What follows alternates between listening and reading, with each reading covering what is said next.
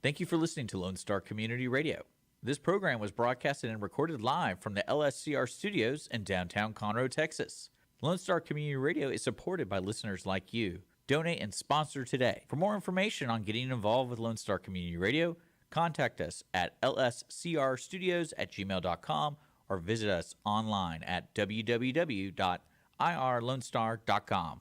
You are listening to Lone Star Community Radio on 104.5 KCZW-LP Conroe and 106.1 KZCC-LP Conroe, and worldwide on irlonestar.com.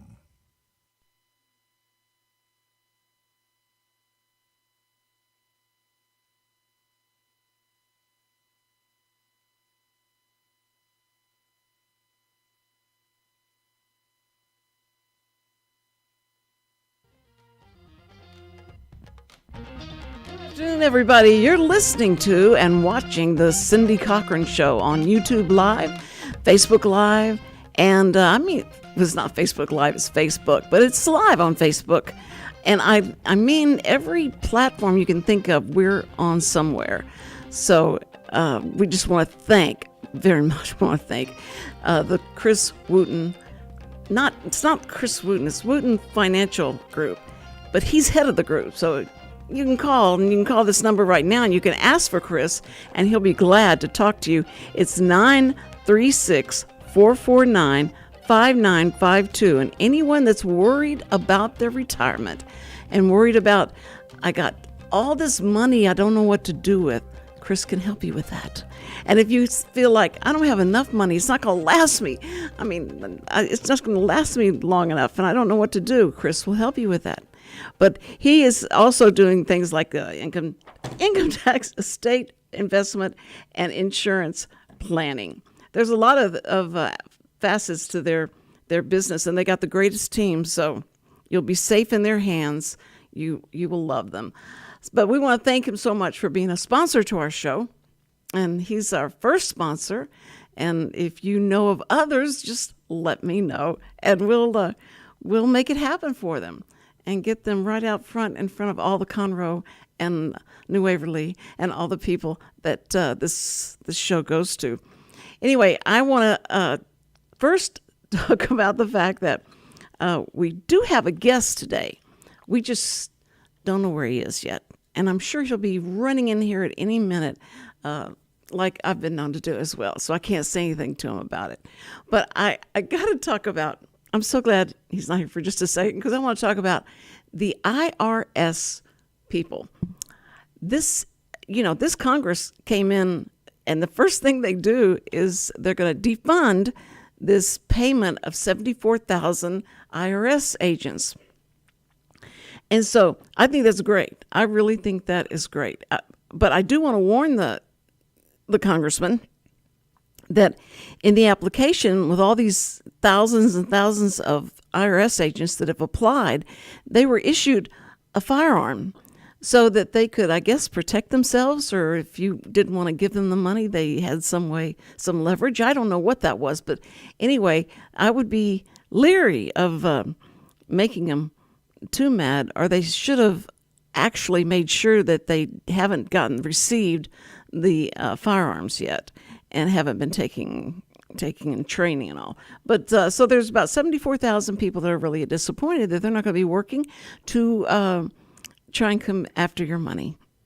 But I'm sure a lot of it's for a good cause, and they're really good people. And not saying that they're all, money grubbing. No, I'm not saying that. My sister is a CPA, and I love to talk to her about IRS agents because I was called. I was on the freeway in Dallas and going somewhere to a business meeting, and I'm not even thinking about anything, but my phone rings, so let me take this. And so I say hello, and they say, "Is this Cindy Cochran?" I said, "Yes, this is the IRS." My knees, I couldn't feel anything from my knee to the, it was terrible. I could hardly push the gas down. I was so scared. I've never had someone say, "This is the IRS. We need you to give us this information, and you're in trouble, And I'm just flabbergasted. So I said, okay, well, let me get to where I'm not driving, and then I'll call you. Can you give me your number? And they said, no, we don't give out our number, but I'll call you, kind of thing. So I called my sister, and I said, the IRS just called me on the phone. She says, no, the IRS will never call you. If somebody calls you and says they're the IRS, they are not the IRS. So you don't have to worry about that. It's no problem. It's going to be fine, and I'll take care of it. So just give me the number that they called you on. And I gave her that number. And hello, Teak. I've got my guest right here. Teak, I'm so glad you made it. Do you want to sit in that chair? I don't know. You want me to sit in that chair? Yeah. Okay. Yeah, next to you, full blown. And that's the paper that will sign away all your barmaids and stuff like that. No, it's not really. It's not the barmaids. You've got some beautiful barmaids. You've people that work in your place are really nice looking. Are you the one that hires all of them? Yeah, that's not the goal. The goal is to find people that can take care of people. Not the way they look. It works both ways, and it's a benefit. And you probably are going to need to get really close to that mic, because I know you can project whenever you're yelling at the kids, but We never yell. you never yell, right? No. Okay. Anyway, that's Richard. Hi, Richard. Do you remember Richard from? We've met before. Yes. You have been on a show here before, but you've never been on the Cindy Cochran show, so it's an exclusive. It's an exclusive, and I'm sure that you've got it on all the TV screens. No. In your place. No, and that's not necessarily because we don't want to, but there's all kinds of rights and stuff that you pay for when you play radio and television in your restaurant. Really? ASCAP and all those good things. Even if it's a community radio It doesn't station? matter. Oh, my word. Well, that's a shame. It is a shame. It is. And we're talking about his place of business he's the manager of is the Pacific Yard House that's right here in Conroe. On the street is Metcalf? Pacific and Metcalf. the corner. Metcalf, okay. And the other day when I came in to find you, I walked around that building maybe twice. I did not recognize the door, the entrance door to go into. I was trying to get in the back door, the side door, and all that. And then I finally walked just a little bit further, and there it was. And I said, this probably isn't even open. So I pulled it, and it was open, and there you were. And it's beautiful inside, because I remember when it started being built, and we'd go over there and just stand and go like, and they're going to have steaks, and they're going to have, or think of all the food that was going to be, that was rumored to be, that was going to be. So it was so exciting whenever it went up and it's done. It's beautiful. You have a beautiful place to work in. But you've been there how long? It opened in September-ish, and I got there in November, right after Thanksgiving. So you almost were day one with them, weren't you? Almost day one. Yeah. Now how'd they find you? It's a long story. I was a friend of one of Mike Postel's kids' friends, and we ran restaurants all over Houston.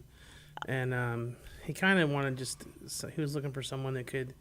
It was definitely having some issues operationally and some culinary issues that just needed to be addressed. And they came and asked me if I could take it on as a project, and honestly, he didn't know if I could fix it. It was in the worst location for a restaurant you could ever pick.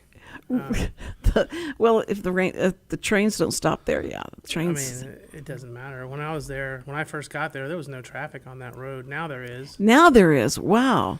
So yeah, I feel like we've done our job. Pulling people down there because changing the traffic patterns of Conroe, because now we have stop signs and right easements and all kinds of stuff that we never had. Now there's a parking problem in front of our Pacific Yard House.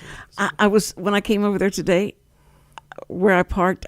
I don't know if that's illegal. There's a gray door on the side. There was a truck and there was a car in the gray door. I think it was my truck, actually. Yeah. So. I just pulled in there because I thought if a policeman comes by, I'll say, I'm just going in to see. It's 2 seconds. I mean, you park where you can. Huh? Park where you can. Okay. And I do have it. Everything's fair game. Now, the jewelry parking lot is just right around the corner. And then if you're interested and need to know where you can park, my name is Teak Daniele, you can ask me. We have a piece of property that's right there, like less than 100 yards away from the door. and you can park there if you need to. There's some fencing, and then I don't think Wilkie's Badass Pits is right across the railroad tracks. They don't mind if you park there. Oh, really? Okay. Yeah, so I mean, there's places to park, but you need to ask one of us, and we'll direct you. Well, that's great. I mean, because parking is everything. And when the juries are in there, Well, they'll never know, so that's good. you know what though? We want to take care of the locals that are going to be parking there all the time. Yeah. So as long as those people know where to park, we're good. Yeah, but I remember when we had the old studio that was right there on Main, and the policeman would come all the time, and they would check to see if your tire is not, if it wasn't positioned right, was going to give you a ticket, and they were all over the parking, problem, and when the jurors came in, they tried to fill up. I mean, they would fill up that parking lot across from us, but it was rough. So if you're doing stuff to help get your people into other places, that's great. We had the end of last year, and I'm going to do it again.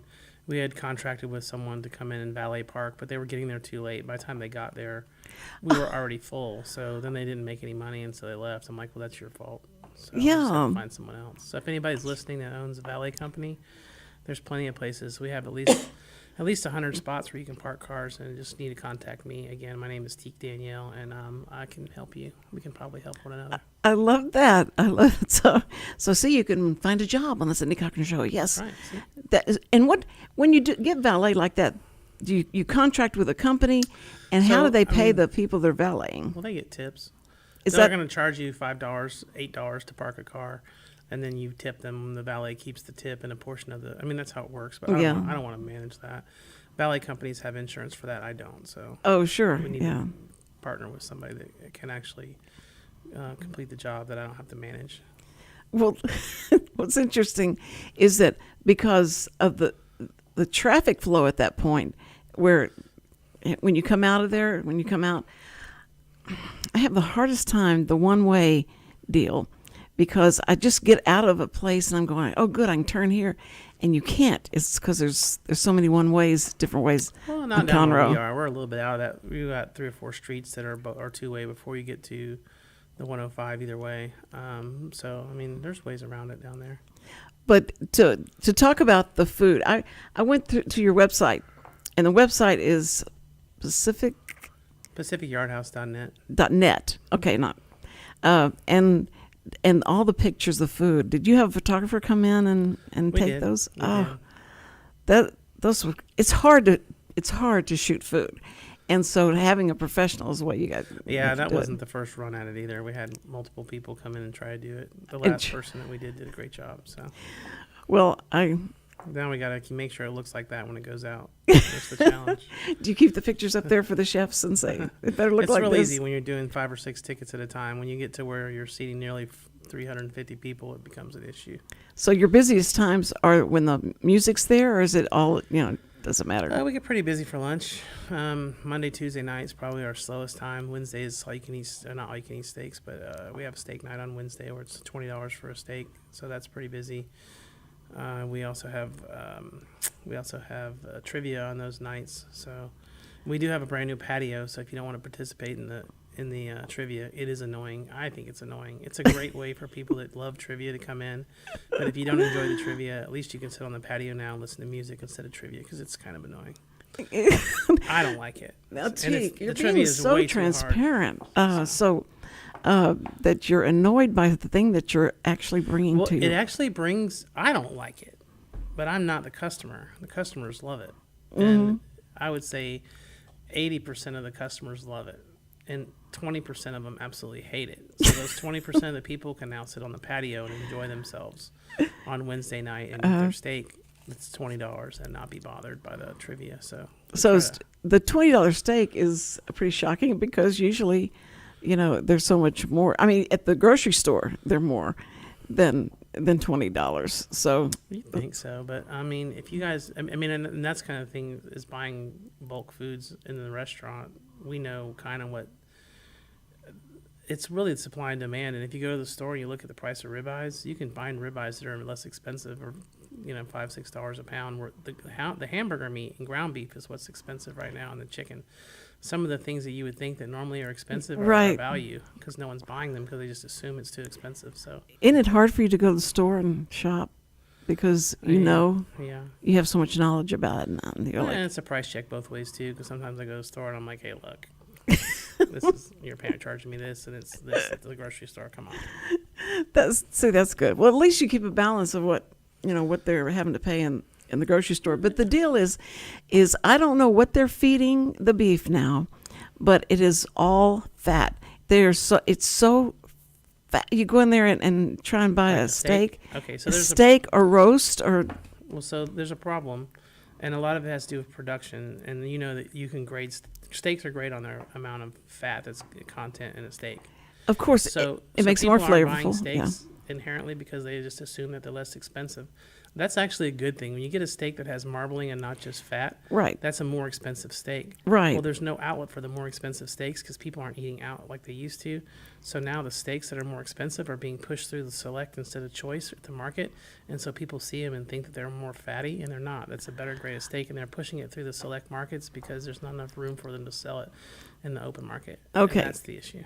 Okay, I've been eating steaks for like 70-something years now. And so I when I go and stand there and talk to the meat person, I said, why are y'all cutting the roast different? Why are you doing so much this cut now? Before you had you could buy it and it looked normal, and now it doesn't look normal anymore. There's so much fat in it and stuff. And he says, no, it's just a different cut. And I went, no, y'all are doing something different. Is this cheaper to cut it here? Is this why do you do this? I mean, people's tastes change too. You know that flat irons have become more of a commodity for restaurants and for even at the house. So, I mean, just like anybody else, when the beef industry realizes that they can make more money off of selling something as a flat iron steak, then that portion of the steak that you used to get all the time disappears, so they have to cut it differently.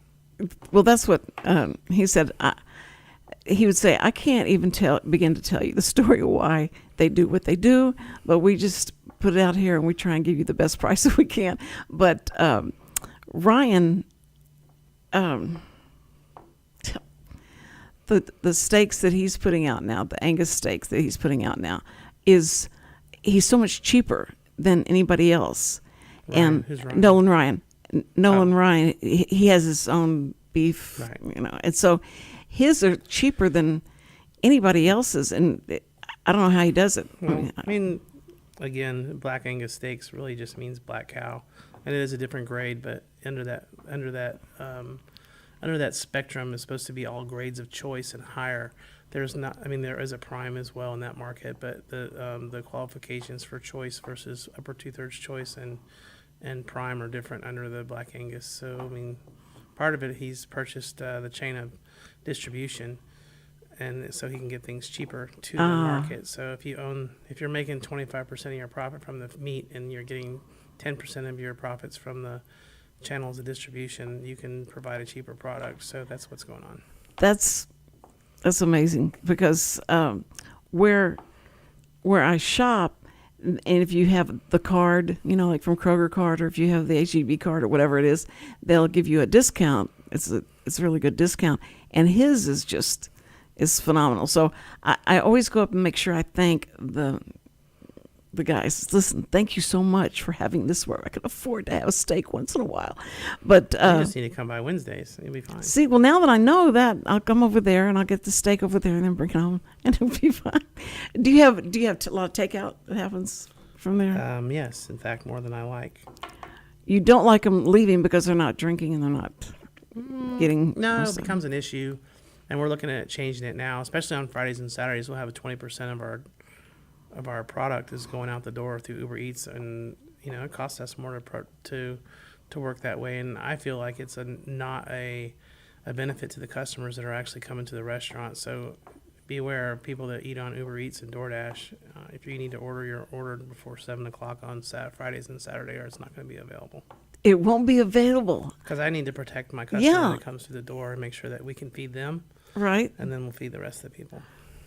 Oh, I never thought about that. So we're busy to know what's going to go out, and you're all planned on what's going to be there. Well, and also, I mean, it takes a lot longer to produce a to-go order satisfactory because those people aren't in your restaurant. You can't control what happens once it leaves the restaurant. Right. Yeah. And honestly, we try to do our best, and we have specialized packaging and stuff for to-go orders to make sure that the fried foods stay hot and cold. But everyone knows when you order fried fish in a to-go box, it's just not the same quality. No, So because we the feel moisture. like when we're that busy, the moisture of the breading will fall off. Right. It doesn't taste very good. So Right. we're doing our best to ensure that the best quality gets to our customers. Not that we want to not serve anyone, but I'd rather not serve someone than have them get product that they're like, oh, I'm not going back to Pacific Yard House. Their food's not any good. And to me, if I'm trying to serve, 250 people an hour at Pacific Yard House, I don't have time to feed the ancillary people that want to order. I'd rather have them order in a time when it's not busy so they get the food they want. And if they can't do that, then we'll just see you next time. Not that Well, I'd I rather mean, do that than feed you and have you unhappy and not come back. Yeah, and if you can find it into the hours that are slower, then makes So we get busy you around still get- 6:30. So Yeah. I mean, guess when we're gonna stop serving to-goes? Right. Oh, that is interesting. I'd rather have you be like, man, we can't get our food to go. We'll just order it early, or we'll go on Sunday when they have to-go food. So the people that are ordering from you, are they calling you? We use DoorDash and Uber Eats, and then we have another Okay. system called Pop Menu, so you can actually order online and pay for it, and then come pick it up if you want to, or you can pay the $5 or $6 it is per order to go get it from Uber Eats. I get it. Well, I mean, it's very convenient, but you're right about the quality of the food. And plus you have entertainment, and the atmosphere that you have there is something, it's like, And it pulls the hosts off the door. Their job is to make sure people get sat correctly. Their job is not to make sure that they're doing to-go orders. And then, oh, you know, yeah. and then DoorDash wants to take 20% of your revenue, so it's not really profitable. It's not as profitable. I'd rather just take care of the people that want to come in the restaurant, and we'll worry about the other people when we have time for them. When you have time for them. I'm sorry, we're busy. Well, you're busy. Now, if you weren't busy, though, it might be a different story. You might be more. It might. But again, I mean, to me, it makes more sense to make sure that people get quality food than to just get food. Are you open Sundays? Yeah, How we're open every day. how long? Oh, same time that you are? we do brunch from 11 to 3, and we're open until 8-ish. We're open till 8, 9 during when it's lighter outside. So, and then we close at 9 on Mondays and Tuesdays, and then we're open until 10 the rest of the week. Fridays and Saturdays we're open till 12, and Thursdays we close at 11. You are that late? That 12? That's. See, I thought everything just shut down. I thought In the the whole kitchen, thing we shut don't down. serve food in the kitchen past 10 o'clock, but we have a pizza oven, and we have the best pizzas around. So. Oh, okay, you do. Okay, tell me which one is the best pizza. I mean, it depends on what you like. I like a pepperoni pizza with jalapenos on it. That's my favorite. But we have specialty pizzas, and you can build whatever you want. You get 3 toppings without a charge, and then they're 50 cents after that. So whatever you want, we'll make it for You you. get 3 toppings without a charge, and then you charge after that. Yeah, that way you can get pepperoni sausage and Wow. onions, and then whatever you want. If you want to build a pizza that weighs 5 pounds, that's up to you. But it's not going to cook when you get more than 5 items on a pizza. It doesn't cook right, but we'll make it for you. Were you ever a chef online? No. You never were, but you. I've been in the restaurant industry since I was really young, and I went to college, and I was a bartender in college and paid my way through college bartending. And then I went to work for Airmark Campus Dining. I worked for TGI Fridays back in the day when they made their own food. Oh I yeah. opened 150 Applebee's when I was in college. You opened 150 Applebee's. I was And you were part in of the management college. team. Yeah, that was what we'd do is we'd go away in the summers and open restaurants. We'd spend a week there, open it, spend a week after open, and then go to the next one and open the next Is one. that part from the college? That's what you're. That was just how I made Oh, that was money. how you did it. You weren't like taking culinary things or anything. and No, got- but I started working for Airmark Campus Dining, and one of the gentlemen that I work with, that I ran the campus, and he was my chef. He was a corporate chef for Airmark, and he was a James Beard Award winner, and I learned a lot from him. So no, I did not go to culinary school, but it's not also. I have experience. Yes. But did you go to where you just learn the business of how to run a restaurant, a hotel, and No, all that? actually, I have a degree in finance and accounting, and so I mean those things are very helpful in trying to figure out where your costs and your problems are. So Right. So you're a left brain guy. That's amazing. So, because all the finance, anybody that does that finance and all that, but my sister's all left brain. She's a CPA, and she knows all about that stuff. And I go like, what do CPAs do to have fun? What is it you have fun? And she says they don't. We don't.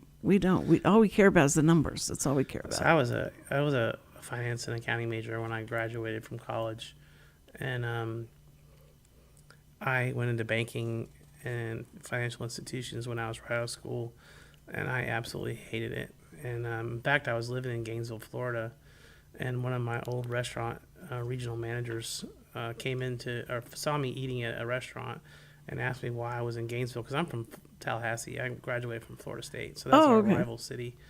And I told him where I was working, and he offered me a job running a restaurant in Gainesville for more than I was making as a banker.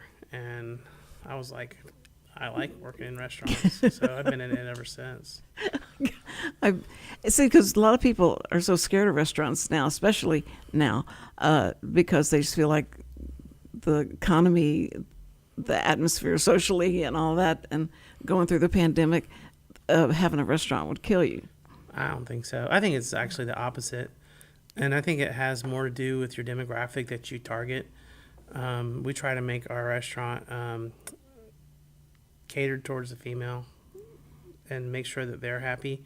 Because I worked for Hooters back in the day. I ran the whole region for Houston, and I told them their campaigning and everything that they do is backwards. And if so you how can did you get the change woman it? to come in, Right. then the man will follow.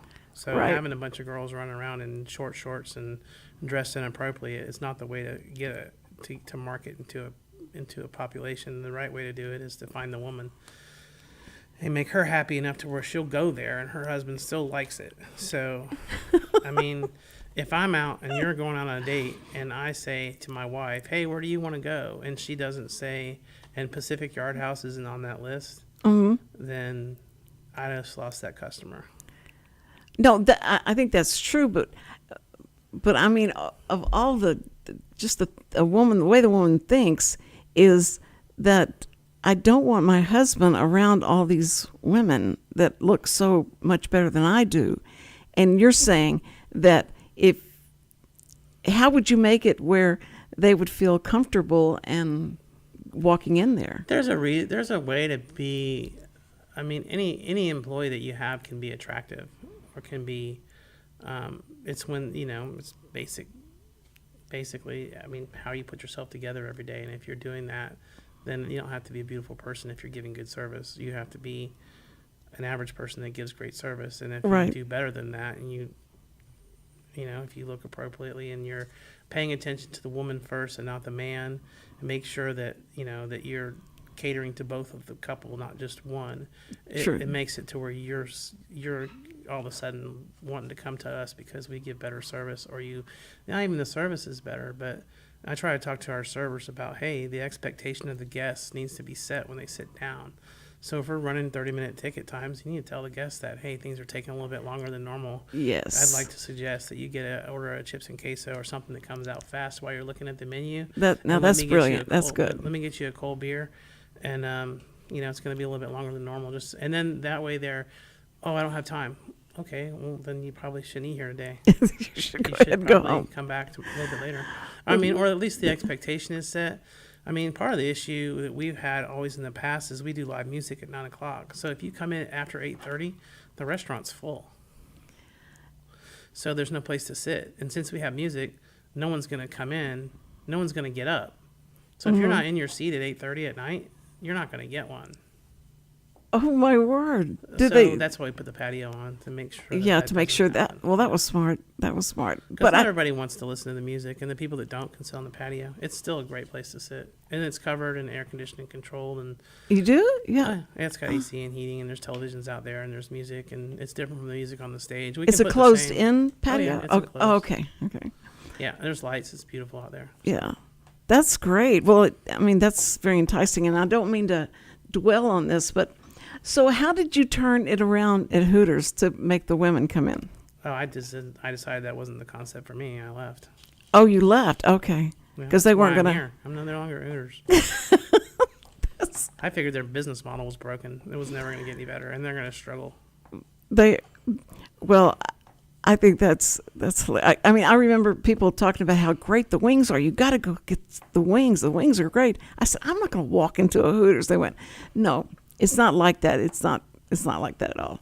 Okay. Their conception of what it was like. I mean, a lot of people's And conception. that's where they're of it. trying to, and that's where I feel like they're trying to change the demographic. But I mean, the business model was created to sell beer.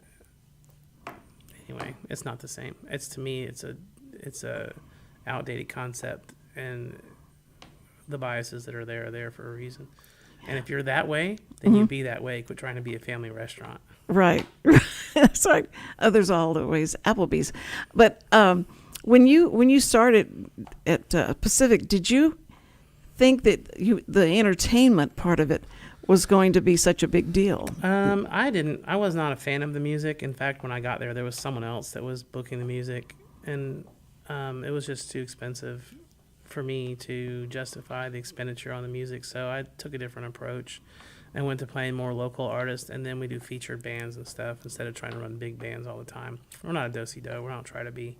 Yeah. We're a good place to come and have fun with your family, and there's music in the background that's wonderful. Sometimes it's more than that, and we do cover charge for those nights, and it is more of a buy your ticket.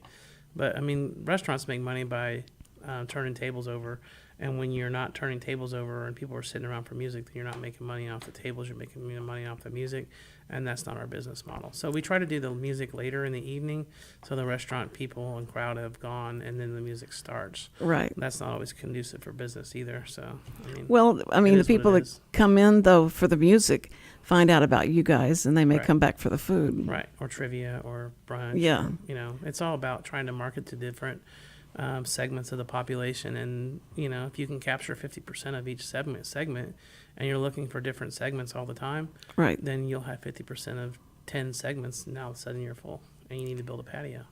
Well, the patio. I'm going to have to go see the vat patio because you talked so much about it. It must be great.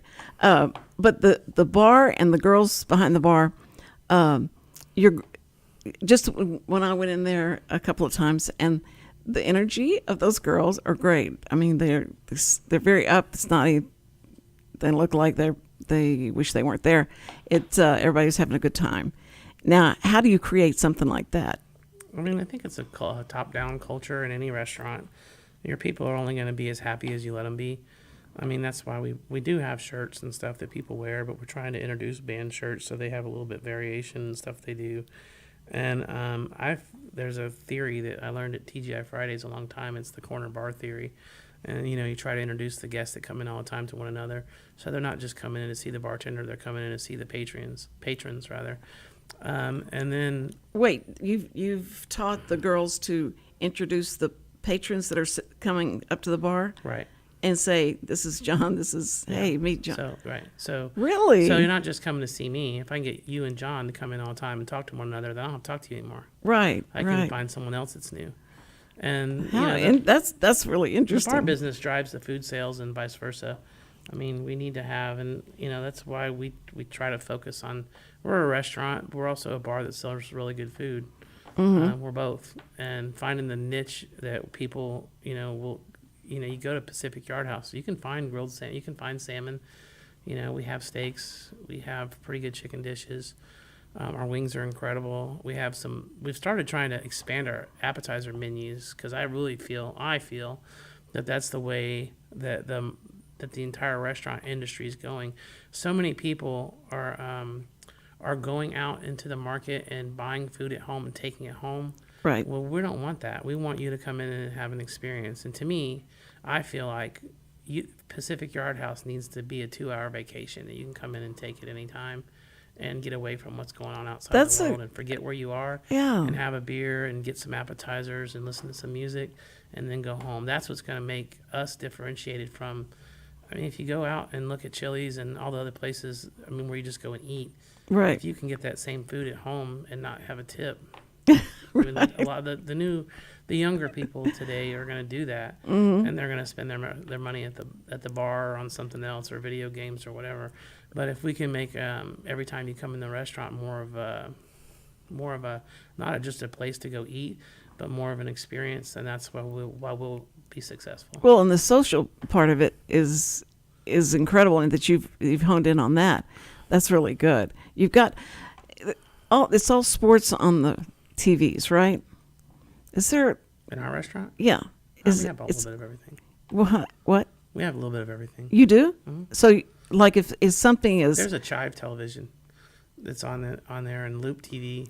And some of our stations are set to that. There's beer menus that flash on the televisions, and it's amazing because like Loop Television and Chive TV, I kind of did it as a joke because I didn't think it was going to be. I thought it was not going to work, and so I put one in, and we're playing basketball games and all kinds of stuff, and I'm looking at the bar, and half the people are watching Chive Television, don't even pay attention to the game. That's what I was and it's wondering. the female audiences and the children that are watching the Chive TV, so the husband can watch the game. Right. And I'm like, that's valuable. That's great. And you just thought of that all by yourself. Yeah, no, I mean, Because I've never seen just that realized before. that if you watch your guests, you'll figure out what they like. You don't have to talk to them. That would be wonderful. The other thing, I remember going into restaurants and they had there was sports on everything, and I went, do y'all ever put news on? And they went, no, we do not put news on. We don't want people fighting and getting upset. Because Luby's would put like CNN in one part of the restaurant and they'd put Fox in the other. It was funny. Because they were trying to keep people, entertained, but it was like that's hard to do. That's one of the things that I try to do is look around the restaurant and look and see how many people are watching their phones and what they're not doing, what they're doing. I go to a normal restaurant and half the people are watching their phone, and there's about 25% of the people that are in our restaurant watching their phone. And as long as we can stay above the average of people not looking at their phone, and then we're going to be the only place that really you are going to go and conversate with other people. And that's one of the reasons we're trying to gravitate away from some of the bigger bands on Fridays, because on Friday nights, most people want to go out and party with their friends and stuff. Right. And if we have the loud music at early in the evening, then they can't do that. So that's so true. But you've got your tables are great that you've got far enough away from the stage that people can still sit at and go out to the outside. Sort of outside. Can you still listen? Can you still listen to the band? I guess the band can be heard. I mean, you can't help but listen to the band sometimes. Yeah. But I mean, we can play the same music that's on the stage in that little room. Just through the speakers, and you can still hear it no matter what. There's still doors, and no matter how we try to stop the noise coming out in the patio, we really don't need music out there when the bands are playing. But but it's fun. I mean, I think that you've got a good balance of the people that are working there and how they're very helpful to me and very sweet and all that. So I really appreciate that, and trying to find you. And they went, oh, Teak. I was probably standing right in front of you doing something. I was probably working on something else. No, they all knew where you were. It happens. They all said, you have to go back there. So okay. But it's a huge place, but it's not too bad. It's cozy, and the way that you've got it, the decorations, the decor of it is really great. Right. So I think you've got something beautiful there. We're going to take a quick break. I think we're almost there. We'll go ahead and do a break and then come back, and that would be great. Okay. Again, we're talking to Teak Daniels, right? Mm-hmm. It is Daniel, and with the Pacific House, Pacific Yard House. I don't know what a Pacific House. So many people call us Pacific Yard, and I mean, I'm just like accepting it at this point. Pacific Yard House, and no, it's beautiful. And they got great food. Great entertainment on Wednesday, Thursday, Friday, or is it Thursday, Friday, Saturday? Thursday, Friday, Saturday, and sometimes on Sunday. Right during football season, we don't play music on Sunday because there's too many playoff games and stuff. So. Oh yeah. And right. Yeah, we have the NFL package on Sundays, which is almost over. The playoffs start next week. So. Well, that's where you got to go. But we've got great places to eat in Conroe, but this is the place that's hidden right by the railroad track. You gotta go see them. Pacific Yard House. Thank you. He mailed it to me. Yard House. Okay. All right, guys. Thank you very much, Teak, for being here. I really appreciate you. We'll be right back, and we'll to say goodbye in just a minute. Wootton Financial Plan Group, thank you so much for being.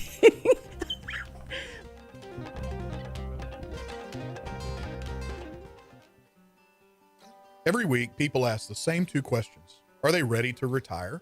Will their savings last for their lifetimes? Hi, this is Chris Wootton with Wootton Financial Group. Our firm has been in Montgomery County for decades, but the hopes and dreams of the people we serve never change. We help answer these two questions and many more that people have about their uncertain financial future. We have a simple introductory client experience that allows us to get to know the client and includes a few meetings for the client to kick the tires at no charge. We provide a concise, one-page summary that helps the client get a better handle on which questions are the right questions for them. To learn more about Wootton Financial Group's process in helping their clients to a clearer financial future and to see their contact information, visit Cindy Cochran's show page on irlonestar.com/TCCS. Wootton Financial Group is a proud sponsor of the Cindy Cochran Show. Wootton Financial Group is available by phone at 936-449-5952 or visit them on the web at www.woottonfinancial.com. That's www.woottonfinancial.com. Second Saturday Divorce Workshop provides unbiased information to help you understand your options and move forward with your life. This divorce workshop is for you if you are contemplating divorce, in the process of divorce, already filed for divorce, or post-divorce. You will explore the emotional, legal, and financial aspects of divorce from professionals who have guided others through divorce. For more information on this divorce workshop, contact secondsaturdaywoodlands.com or call 832-375-0900. Does your company have needs that can be met by an employee who is dependable, hardworking, enthusiastic, motivated, cooperative, respectful, and punctual? Conroe Independent School District Special Education Department can meet your needs by connecting you with potential employees that have been preparing for a lifetime of employment. We have numerous individuals seeking paid and unpaid work experiences. If your company is interested in seeing how we can meet your business needs, call Conroe ISD Special Education Department to find the best employees for you at 936-709-7671.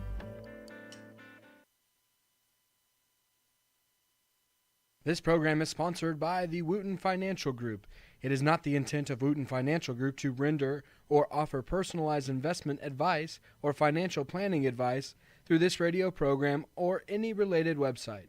Wootton Financial Group's participation in this program is limited to providing general information on financial matters and should not be construed as financial recommendation or investment advice.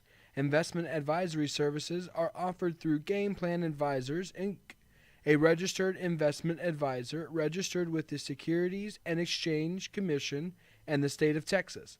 Insurance services are offered through Wootton Financial Group, Inc. Game Plan Advisors and Wootton Financial Group, Inc. are affiliated through common ownership, and neither firm is affiliated with The Cindy Cochran Show. No listener should assume that any information presented and or made available on this program serves as the receipt of or a substitute for personalized individual advice from Game Plan Advisors, Wootton Financial Group, or any of their representatives. Did you know that there are over 153 million orphans in the world today? The sad reality is 99% of those kids will likely never be adopted. Core Love is an organization right here in Conroe that takes care of orphan children in Haiti, Honduras, and India. We bring the love of Jesus by providing their 6 basic needs of clean water, proper food, healthcare, education, job skills, and a loving home. Visit corelove.org. That's CORELUV.org. Will you help defend the orphan? And you're back on the Cindy Cochran Show, sponsored by Wootton Financial Group. Yes, Chris Wootton is just waiting for your call, so you guys be sure and call 936. Hey, I thought I had it all memorized. 449-5952. And they'll be glad to help you out with your financial planning and make you feel safe and secure and sleep better at night. That's my claim. Wonderful. That's just my claim. Anyway, okay, Richard didn't get to say very much, did you? It was fun. He had a lot to say, so... Makes you want to go eat there. I know, I'm hungry And check now. out this patio. all I want to do is go see the patio. I'm going. Or order like 100 pizzas to go. Okay. I'm kidding. Teak, Richard came up with that. No, But have you ever eaten there, Cindy? no, I know. You need to check it out. I've been there several times. I've done their dueling pianos, Yeah. which you have to order your tickets online and make sure you order them fast. Because I made the mistake of going to a friend's house at 10 a.m. to help him with something, and he's like, "Hey, did you order the tickets?" I was like, "No, I'll order them when we're done fixing the deck." And when we fixed the deck around 2 o'clock, I got on there, gone, Sold out. And I was like, "How do they sell it within 2 hours? Like, what is going on?" That's amazing. So, but they have cool events like that. They're ticketed, and then they also it's overall a good restaurant to bring anybody to. I want to meet the person whose mouth's big enough to take a bite of that burger that they put out. They have got a picture it's of the huge. burger. It's huge. It's good grief. So anyway, okay, guys. So we'll be here tomorrow. We're going to be with Jeff Berger, Berger. He is the pastor at the First Baptist Church Conroe, and we're going to talk to him. I can't wait to listen to what he has to impart to us. So you be with us, and first responders, we love you, and you know what? God loves you more. Bye-bye. We'll see you tomorrow.